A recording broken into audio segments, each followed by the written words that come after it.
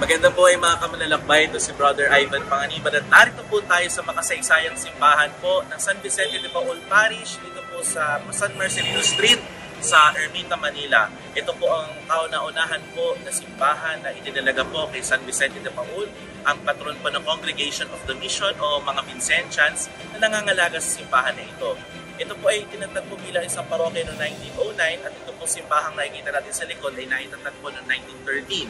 Ito po ay tinuturing po bilang isang important cultural property at nakatutuwa po dahil ito po ang naging sentro po ng debosyon sa Our Lady of the Miraculous Medal dito sa Archdiocese of Manila. Kaya naman po ito ay tinatag bilang isang Archdiocesan Shrine noong 2023. Tara po, pumunta po tayo dito sa napakagandang simbahan ng San Vicente de Paul, Shrine of Our Lady of the Miraculous Medal. Manalangin tayo.